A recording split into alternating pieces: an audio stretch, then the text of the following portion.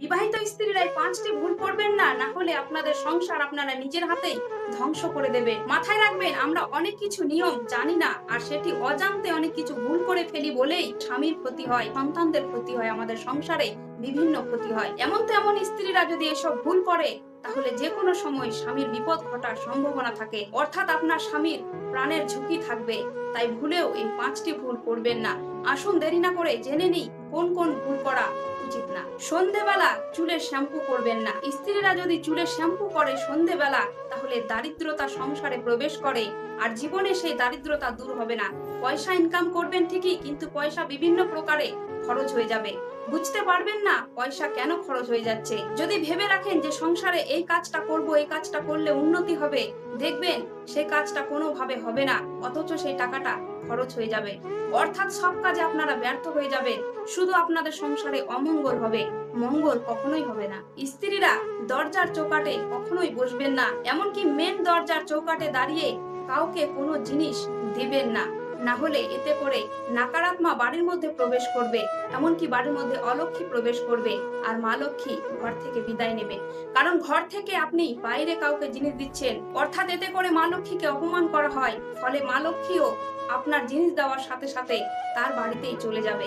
এজন্য কখনোই ঘরের ভিতর থেকে কাউকে জিনিস দেবেন না। 90% স্ত্রী এই ভুলটি করে থাকে।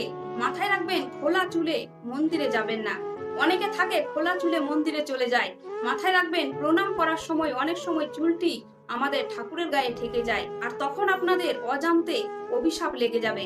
যতই ভালোভাবে আপনি পুজো করেন না কেন, ঠাকুরের গায়ে যদি চুল ঠেকে যায়, তাহলে ঠাকুর কখনোই সন্তুষ্ট থাকবে না, আপনার প্রতি রুষ্ট হয়ে যাবে। মাথায় রাখবেন, খাওয়ার পাতে যদি একটা চুল পাওয়া যায়, তাহলে সেই খাবারটা আমাদের পেটে ঢুকতে চায় না, মুখে ঢুকতে চায় না, তাহলে সেই খাবারটা আমাদেরকে আর খেতে ইচ্ছে করে না। তাহলে দেবতার গায়ে যদি চুল ঠেকে যায়, তাহলে তাদেরকে কতটা খারাপ লাগবে একবার ভেবে দেখুন।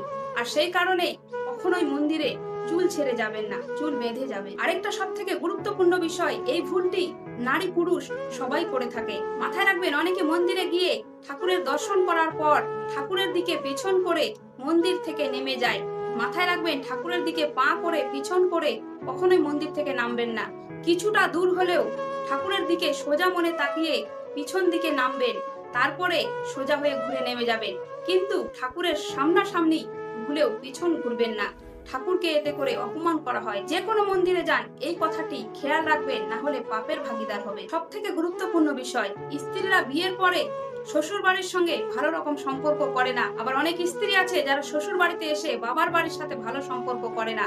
মাথায় রাখবেন, শাস্ত্র মতে পরিষ্কার ভাবে লেখা আছে যে স্ত্রীদেরকে দুই পরিবারকে মানিয়ে নিয়ে চলতে হবে, দুই পরিবারের সাথে ভালো সম্পর্ক রাখতে হবে। অর্থাৎ স্ত্রীদেরকে নিজের বাবা মাকেও সম্মান দিতে হবে, ভালোবাসতে হবে। ঠিক তেমনই শ্বশুর শাশুড়িকেও সম্মান দিতে হবে, শ্বশুর শাশুড়িকেও মন থেকে ভালোবাসতে হবে। এটাই হলো একজন স্ত্রীর কর্তব্য।